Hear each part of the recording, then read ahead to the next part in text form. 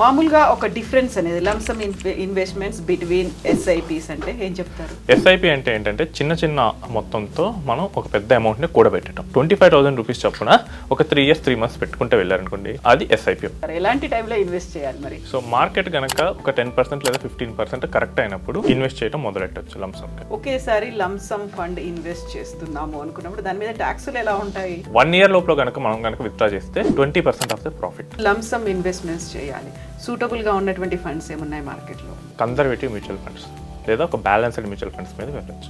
నమస్తే, నేను Kavitha, welcome to iDream. Mutual funds లో లంసమ్ ఇన్వెస్ట్మెంట్స్ అంటే ఏంటి, లంసమ్ ఇన్వెస్ట్మెంట్స్ వర్సెస్ ఎస్ఐపిలు, వీటి మధ్యలో తేడాలు ఎలా ఉంటాయి? మనతో పాటుగా ఉన్నారు ఫైనాన్షియల్ ఎక్స్పర్ట్ సాయిరామ్ గారు. హలో అండి, నమస్తే. నమస్తే మేడం. సో యూజువల్ గానే లంసమ్ ఇన్వెస్ట్మెంట్ అనగానే ఒక లంసమ్ అనగానే పెద్ద మొత్తం అనేది ఉంటుంది. యాక్చువల్గా ఏంటది? సో చాలా మంది దగ్గర పెద్ద మొత్తంలో అమౌంట్ ఒకేసారి ఇన్వెస్ట్ చేయాలని ఉంటుంది. అదేంటంటే శాలరీలో బోనస్ రావచ్చు, లేదా ఏదైనా ప్రాపర్టీ సేల్ చేసినప్పుడు కానీ, లేదా ఏదైనా ఆస్తులు పంచుకునేటప్పుడు కానీ, లేదా గిఫ్ట్ అమౌంట్స్ కానీ. సో ఇలా వచ్చినప్పుడు ఒక పెద్ద అమౌంట్ ఉంటుంది. సో వీటిని ఎలా ఇన్వెస్ట్ చేయాలి అంటారు. సో దీనికోసం మనం లంసమ్ ఇన్వెస్ట్మెంట్ అనేది చూసుకోవాల్సి వస్తుంది. సో దీన్ని ఏంటంటే చాలామంది రిస్కీ అనుకుంటారు, బట్ పర్ఫెక్ట్ ప్లానింగ్తో వెళ్తే కనుక సో దీన్ని కూడా మంచి లాభం వచ్చేటట్లు చేసుకోవచ్చు. మామూలుగా ఒక డిఫరెన్స్ అనేది లంసమ్ ఇన్వెస్ట్మెంట్స్ బిట్వీన్ ఎస్ఐపిస్ అంటే ఏం చెప్తారు? సో చాలా మంచి ప్రశ్న అండి. ఎస్ఐపి అంటే ఏంటంటే చిన్న చిన్న మొత్తంతో మనం ఒక పెద్ద అమౌంట్ని కూడబెట్టడం. సో నెలకు ఒక 5,000, 10,000 ఇలా చేసుకుంటూ వెళ్తే ఒక 5 ఏళ్ల తర్వాత, ఒక 10 ఏళ్ల తర్వాత ఒక పెద్ద అమౌంట్ అనేది క్రియేట్ అవుతుంది. సో దాన్ని ఎస్ఐపి అంటాం. లంసమ్ అంటే మన దగ్గర ఇప్పుడే ఒక 10 లక్షలు ఉంటే దాన్ని ఇన్వెస్ట్ చేస్తే ఎలా. సో వన్ టైం ఇన్వెస్ట్ చేసేదాన్ని లంసమ్ అంటారు. నెలవారీ లేదా వారం ఇలా ప్రతిసారి కంటిన్యూస్గా చేసేదాన్ని, ఒక పద్ధతి ప్రకారం చేసేదాన్ని ఎస్ఐపి అంటాం. మీ దగ్గర ఒక 10 లక్షలు ఉన్నాయి, దీన్ని ఒకేసారి పెట్టడం లంసమ్ అంటారు. అదే దాన్ని మీరు 25,000 రూపీస్ చొప్పున ఒక 3 years 3 months పెట్టుకుంటే వెళ్ళారనుకోండి, అది ఎస్ఐపి. సో ఇప్పుడు మీరు 10 లక్షల గురించి చెప్పారు. మార్కెట్ కరెక్షన్స్ అని బోల్డ్ అని కనిపిస్తున్నాయి. ఒక రకంగా వరి అనేది ఉంటుంది, 10 లక్షలు ఒకేసారి పెట్టొచ్చా అనేది. ఏం సజెస్ట్ చేస్తారు? లంసమ్కి మార్కెట్ స్థితి అనేది మనం కరెక్ట్గా చూసుకోవాల్సి వస్తుందండి. సో ఇప్పుడు మీకు చూపిస్తాను. మీరు కనుక చూసినట్లయితే కనుక మార్కెట్ మనకి 2007 డిసెంబర్ ఆ టైంలో చూస్తే కనుక మనకు ఆల్మోస్ట్ 5,500 నుంచి 6,000 వరకు మనకు వెళ్ళింది. సో డిసెంబర్ మంత్లో ఆల్మోస్ట్ 6,000కి వెళ్ళింది. మీరు కరెక్ట్గా చూడండి, మళ్ళీ ఒక 6 years పట్టింది, మళ్ళీ అదే స్టేజ్కి వచ్చేసింది అక్కడికి రావడానికి. 2030 చూడండి, ఇంకా 1 year కూడా వెళ్తాను. ఓకే, సో 2013 చివరకు కూడా ఆల్మోస్ట్ మనకేంటంటే 0% రిటర్న్ వచ్చేసింది. సో ఇప్పుడు కనుక మనం చూస్తే కనుక సో 2007 డిసెంబర్లో ఇన్వెస్ట్ చేసిన పర్సన్ అండ్ 2014 వరకు కూడా వెయిట్ చేసినా కానీ రిటర్న్స్ రాలేదు. ఎందుకంటే మార్కెట్ ఆల్ టైమ్ హైలో ఆయన ఇరుక్కున్నాడు. మనం లంసమ్ ఇన్వెస్ట్ చేసేటప్పుడు మనం మార్కెట్ డైనమిక్స్ అనేది కంపల్సరీగా చూడాలి. మీరు ఇంకోసారి చూస్తే కనుక రీసెంట్గా కూడా సో 2021 అక్టోబర్ చూస్తే మళ్ళీ 2023 వరకు మార్కెట్ అదే రేంజ్లో కదిలింది. అంటే almost 1.5 year without any return ఉన్నారు ఇన్వెస్టర్. సో ఇక్కడ కనుక సరైన ప్లానింగ్ లేకుండా కనుక ఇన్వెస్ట్ చేస్తే కనుక ఆల్ టైమ్ హైలో ఇరుక్కుపోతే ఈవెన్ కొన్ని సంవత్సరాల పాటు రిటర్న్ లేకుండా ఉండాల్సి ఉండొచ్చు. హర్షద్ మెహతా స్కామ్ అప్పుడు చూస్తే ఆల్మోస్ట్ 10 ఏళ్ళు మార్కెట్ ఎటువంటి రిటర్న్ లేకుండా ఉంది. తన ఆల్ టైమ్ హైలో పెట్టిన వాళ్ళకి దాదాపు 90sలో పెడితే మళ్ళీ 2000 ఎర్లీస్లో మళ్ళీ రిటర్న్ వచ్చింది. సో అంత రిస్కీగా ఉంటుంది lump sum investment. So what is the best time అంటే ఏం చెప్తారు? ఎలాంటి టైంలో ఇన్వెస్ట్ చేయాలి మరి? సో మార్కెట్ కనుక ఒక 10% లేదా 15% కరెక్ట్ అయినప్పుడు ఇన్వెస్ట్ చేయడం మొదలెట్టచ్చు లంసమ్కి. నెక్స్ట్ మీ గోల్ కనుక ఒక 8 or 9 years అట్లీస్ట్ ఉంటే కనుక మీరు లంసంలో ఇన్వెస్ట్ చేయొచ్చు. అప్పుడు మాత్రం ఈ రిటర్న్ లేకపోయినా కానీ మీరు ఇంకా ఉండొచ్చు. ఒక 6 ఏళ్ళు రిటర్న్ లేకపోయినా మార్కెట్ కనుక మీరు చూస్తే కనుక 2008లో చేసిన వాళ్ళకి మళ్ళీ 2015లో చూస్తే 6,000 నుంచి 8,000 వెళ్ళింది. So you will have some return. Okay, so మీరు మధ్యలో వెళ్తే కనుక రిటర్న్ లేకుండా ఉండే డేంజర్ కూడా ఉంది. సో లంసమ్ ఇన్వెస్ట్మెంట్లు చేయాలంటే కనీసం 8 years అండ్ అబోవ్ మీకు ఉండాలి టైం పీరియడ్. బిలో ఉంటే కనుక లంసమ్స్ అంత మంచివి కావు. ఓకే, ఏంటంటే చాలామంది చెప్తారు మార్కెట్ అలా ఎలా బిహేవ్ చేస్తుందని. లాస్ట్ 20 yearsలోనే ఇలాంటి సినారియోస్ చాలా వచ్చాయి. 1 year పాటు రిటర్న్ లేని సినారియోస్ చాలా ఉన్నాయి. మీరు కనుక చూస్తే కనుక ఈ అప్ అండ్ డౌన్ గ్రాఫ్స్ అనేవి ఉంటాయి కదండి. సో ఇవన్నీ అప్స్ నుంచి మళ్ళీ తిరిగి నెక్స్ట్ అప్ విత్ ఇన్ 1 ఇయర్లోనే జరిగాయి అన్నీ. సో సరిగ్గా కనుక వాళ్ళు ఇన్వెస్ట్ చేయకపోతే కనుక జీరో రిటర్న్లో వెళ్ళే అవకాశం ఉంటుంది, ఇంకా నెగిటివ్ రిటర్న్ కూడా రావచ్చు. సో మనకి ఇలాంటి స్ట్రాటజీస్ తెలియదు అనుకోండి.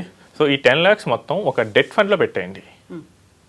సో ఒక డెట్ ఫండ్లో పెట్టేసి దాని నుంచి every month or every week ఒక 50,000 ఆర్ 1 lakh మీరు తీసుకొని ఈక్విటీ ఫండ్స్లోకి వెళ్ళొచ్చు. అప్పుడు ఏంటంటే ఒక అట్లీస్ట్ 10 weeks కానీ 10 months కానీ మనం స్ప్రెడ్ చేస్తాం కాబట్టి ఆల్ టైమ్ మార్కెట్ హైని క్యాప్చర్ చేస్తే రిస్క్ తక్కువ. ఈ ఆల్ టైమ్ మార్కెట్ హై అనేది సో ఆ తర్వాత నుంచి పడుతూ వచ్చింది. సో అప్పుడు ఏమవుతుందంటే మనకి ఈ ఇన్వెస్ట్మెంట్ వాల్యూస్ అనేవి యావరేజ్ అయిపోతాయి. సో ఎవరైతే ఇక్కడ చూస్తే 6,000 నుంచి మార్కెట్ బోటంగా ఆల్మోస్ట్ 3,000 వరకు వచ్చేసింది. సో ఇప్పుడు మనం కనుక యావరేజ్ చేస్తూ వెళ్ళామనుకోండి మనకి యావరేజ్ ప్రైస్ 4,500 దగ్గర రావచ్చు. అప్పుడు మళ్ళీ తిరిగి 4,500 అంటే కనుక మీరు చూడండి విత్ ఇన్ 2 to 3 yearsలో వచ్చేసింది. సో ఎస్టీపీ ద్వారా నెలకు కానీ వారానికి కానీ కొంత అమౌంట్ కనుక ఈక్విటీస్లో పెట్టుకుంటూ వెళ్తే ఆ రిస్క్ అనేది మనం అవాయిడ్ చేయొచ్చు. సో దీనికి పెద్ద మార్కెట్ని జడ్జ్ చేసే స్కిల్ కూడా ఏమీ అవసరం లేదు. సో ఈ రోజుల్లో మనకి కొన్ని ఫండ్ హౌసెస్ ఎస్టీపీని డైనమిక్గా ఇస్తున్నాయి. అంటే మార్కెట్ కనుక బాగా పడితే మనకు 10 లక్షలు ఉంటే అందులో 3-4 లక్షలు ఒకేసారి ట్రాన్స్ఫర్ చేస్తాయి. మార్కెట్ కనుక చాలా పెరిగినట్లు అనిపిస్తే మనం 1 లక్ష పెట్టమన్నా కానీ ఒక 20,000 30,000 పెడతారు వాళ్ళు. సో అంత ఆప్షన్ ఉంది. సో మనం ఏం జడ్జ్ చేయాల్సిన అవసరం లేదు, ఫండ్ హౌసెస్ ఆ కాల్ తీసుకుంటాయి. సో ఇంత కన్వీనియంట్గా ఎస్టీపీస్ అనేవి డెవలప్ అయ్యాయి. సో లంసమ్గా ఇన్వెస్ట్ చేయాలనుకున్న వాళ్ళు ఆ స్కిల్ లేకపోతే కనుక ఎస్టీపీ ద్వారా మన మనీని ఈక్విటీ ఫండ్స్లోకి తీసుకెళ్ళవచ్చు. ఒకేసారి లంసమ్ ఫండ్ ఇన్వెస్ట్ చేస్తున్నాము అనుకున్నప్పుడు దాని మీద ట్యాక్సులు ఎలా ఉంటాయి? సో లంసమ్ ఇన్వెస్ట్మెంట్ కూడా అది ఈక్విటీ ఫండ్ అయితే కనుక అది ఈక్విటీ రూల్స్నే ఫాలో అవుతుంది. సో 1 year లోపల కనుక మనం కనుక విత్డ్రా చేస్తే 20% of the profit. Okay, loss వస్తే అసలు ట్యాక్స్ అనే క్వశ్చన్ ఉండదు. అదే ప్రాఫిట్ వస్తే 20%. నెక్స్ట్ 1 year కన్నా ఎక్కువ వచ్చింది, నేను 10 లక్షలు పెట్టాను, నాకు 12 లక్షలు వచ్చింది. సో ఫస్ట్ 1.25 lakhsకి ఎటువంటి ట్యాక్స్ ఉండదు. తర్వాత మిగిలిన ఎక్సెస్ అమౌంట్కి 12.5% ట్యాక్స్ ఉంటుంది. ఇందా కేసులో 75,000కి ఆ 12.5% మనం కట్టాలి. నెక్స్ట్ మనకి 1.25 lakhs బిలో వచ్చింది అనుకోండి, సారీ ఇందా కేసులో 10 lakhs ఇన్వెస్ట్ చేస్తే మనకి 11 lakhs వచ్చింది. సో 1,25,000 లోపల ఉన్నాం కాబట్టి ఆ ఇయర్ మనం ఏం ట్యాక్స్ కట్టక్కర్లేదు. సో మనకి ఈక్విటీ ట్యాక్సేషన్ రూల్స్ దీనికి అప్లికబుల్ అవుతాయి. కాకపోతే ఇది ఆల్ టైప్ ఆఫ్ ఈక్విటీస్ని మనం కన్సిడర్ చేయాలి, ఓన్లీ మ్యూచువల్ ఫండ్స్కే కాదు. సో నాకు స్టాక్ మార్కెట్లో ప్రాఫిట్ వచ్చాయి, అప్పుడు అన్ని టైప్ ఆఫ్ లాంగ్ టర్మ్ గెయిన్స్ని క్యాలిక్యులేట్ చేసి దీనికి ట్యాక్స్ వేస్తారు. సో లంసమ్ ఇన్వెస్ట్మెంట్స్ చేయాలి, సూటబుల్గా ఉన్నటువంటి ఫండ్స్ ఏమున్నాయి మార్కెట్లో? సో లంసమ్ ఇన్వెస్ట్ చేసేటప్పుడు మనం టైం పీరియడ్ చూసుకోవాల్సి వస్తుంది. సో మనం 3 to 5 years వచ్చేసరికి కన్జర్వేటివ్ మ్యూచువల్ ఫండ్స్ లేదా ఒక బ్యాలెన్స్డ్ మ్యూచువల్ ఫండ్స్ మీద వెళ్ళచ్చు. 5 to 7 years టైం ఉంది, ఒక మల్టీ అసెట్ ఫండ్స్లోకి మనం ఇన్వెస్ట్ చేయొచ్చు లేదా లార్జ్ క్యాప్ ఫండ్స్లోకి ఇన్వెస్ట్ చేయొచ్చు. నాకు 7 to 8 years టైం ఉంటే కనుక ఫ్లెక్సీ క్యాప్ వాటిలో ఇన్వెస్ట్ చేయొచ్చు. సో ఎవరికైతే 10 years అండ్ అబౌవ్ టైం ఉంటేనే వాళ్ళు మిడ్ క్యాప్ అండ్ స్మాల్ క్యాప్స్లోకి ఇన్వెస్ట్ చేయాలి. సో ఇక్కడ రిస్క్ ఎలా ఉంటుందంటే కనుక 2008 మార్కెట్ ఫాల్లో స్మాల్ క్యాప్లో ఒక 1,00,000 రూపాయలు పెడితే 20,000 పడిపోయింది. సో అందుకని స్మాల్ క్యాప్స్లో ఇన్వెస్ట్ చేసేవాళ్ళు కానీ మిడ్ క్యాప్స్లో ఇన్వెస్ట్ చేసేవాళ్ళు కానీ ఎక్కువ టైం పీరియడ్ తీసుకోవాల్సి వస్తుంది. సో అట్లీస్ట్ 10 years అనేది అట్లా ఉండాల్సి వస్తుంది. నెక్స్ట్ సో ఇక్కడ కామన్గా చేసే మిస్టేక్స్ ఏమున్నాయంటారు? సో కామన్గా చేసే మిస్టేక్ ఏంటంటే మార్కెట్ని టైం చేస్తారు. సో మార్కెట్ని ఎవరు పర్ఫెక్ట్గా టైం చేయలేరు. మీరు కనుక చూసినట్లయితే కనుక సో మార్కెట్ కోవిడ్ అప్పుడు చూడండి, సో ఫస్ట్ పడుతూ వచ్చేసింది, విత్ ఇన్ మంత్ ఇవన్నీ జరిగాయి. సో మార్కెట్ అంతకుముందు కనుక చూస్తే 12,000 ఉంది. సో తన బోటమ్ 8,600 దగ్గర అయింది. సో 12,000 నుంచి 10% వెళ్తే కనుక ఆల్మోస్ట్ 10,000 చేంజ్కి వచ్చేది. సో దాన్ని కనుక బోటమ్ అనుకుంటే కనుక మిస్టేక్ అయినట్టే. సో 10 నుంచి 9 అయ్యింది, 9 నుంచి 8,000కి వెళ్ళింది.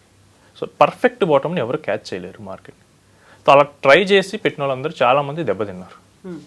సో మార్కెట్ని కనుక ఇలా ట్రై చేసి సరిగ్గా వాళ్ళ కాల్ కనుక వర్క్ అవ్వకపోతే కనుక లంసమ్ ఇన్వెస్ట్మెంట్లో చాలా హెవీ లాస్కి అయితే వెళ్తారు. ఎందుకంటే వీళ్ళు ఏం చేస్తారంటే మార్కెట్ బాగా పెరిగింది అనుకొని చాలామంది మనీని తీసుకొస్తారు. అండ్ మార్కెట్ కనుక పట్టం మొదలు పెడితే కనుక with in a week or 2 weeks వాళ్ళ అమౌంట్ని 20-30% కరిగిస్తుంది. బట్ మళ్ళీ అది రికవర్ అవ్వడానికి 2 to 3 years పట్టచ్చు, అంత ఓపిక ఉండదు.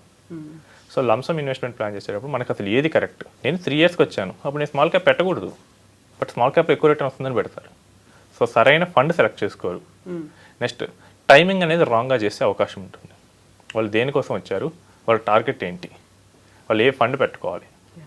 సో 3 ఇయర్స్కి వచ్చినప్పుడు 3 ఇయర్స్ ఫండ్సే పెట్టాలి. 10 ఇయర్స్ ఉంటుంది, అప్పుడు 10 ఇయర్స్ ఫండ్స్ పెట్టాలి.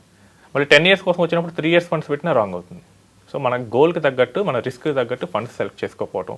సో ఇలాంటి మిస్టేక్స్ చాలామంది చేస్తుంటారు. అండ్ ఇంకోటి ఏంటంటే ట్యాక్స్ కోసం మనకు ఇన్కమ్ ట్యాక్స్ 1.25 lakhs బెనిఫిట్ ఇచ్చింది, దాన్ని వాడుకోపోవటం ఏమవుతుందంటే చివరిలో ఎక్కువ ట్యాక్స్ కడతారు. సో ఇయర్లీ మనం మానిటర్ చేసుకొని ట్యాక్స్ వచ్చిందంటే సేమ్ స్కీమ్లోకి మళ్ళీ పెట్టాల్సి వస్తుంది. సో ఇవైతే ఎవరైతే మిస్టేక్స్ చేస్తారో వాళ్ళందరూ లంసంలో లాస్ అయ్యే ఛాన్స్ ఎక్కువ ఉంటుంది. ఇప్పుడు లంసమ్ ఇన్వెస్ట్మెంట్ కాబట్టి రిస్క్ అనేది ఎక్కువే ఉంటుంది అండ్ హ్యూజ్ లాసెస్ కూడా కనిపిస్తాయి ప్రాపర్గా మనం ప్లాన్ చేసుకోకపోతే. ప్రాపర్గా ప్లాన్ చేసుకోవాలి, ఎగ్జిట్ అవడానికి కూడా ప్రాపర్గా ప్లాన్ చేసుకోవాలి.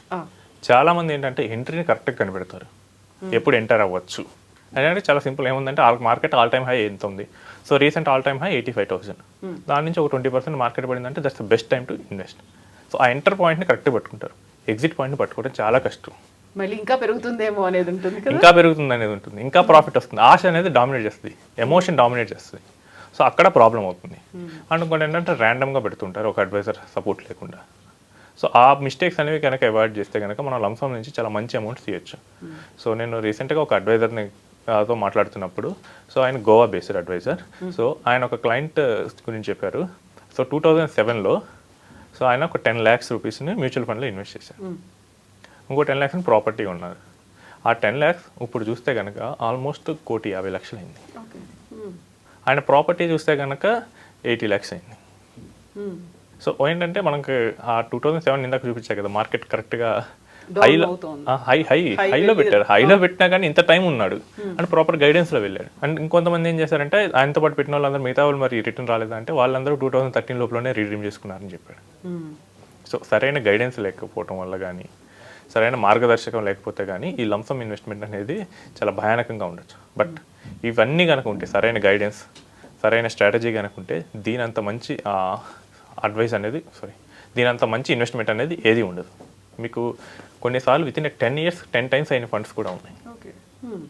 సో వాటి నేమ్స్ అయితే ప్రజెంట్ మనం చెప్పకూడదు.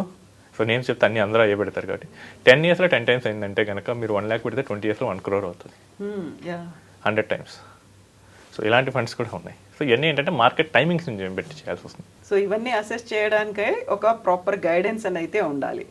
ప్రాపర్ గైడెన్స్ కావాలి. ఎందుకంటే ఏది కరెక్ట్, ఏది రాంగ్, ఈ రోజు కరెక్ట్ అయింది మళ్ళీ ఒక 2 years తర్వాత రాంగ్ అవ్వచ్చు. సో ఇవన్నీ మనం చూసుకుంటూ ఉండాల్సి వస్తుంది. అసెస్మెంట్ అనేది ఉండాలి. ఎస్ అండి, థ్యాంక్ యూ.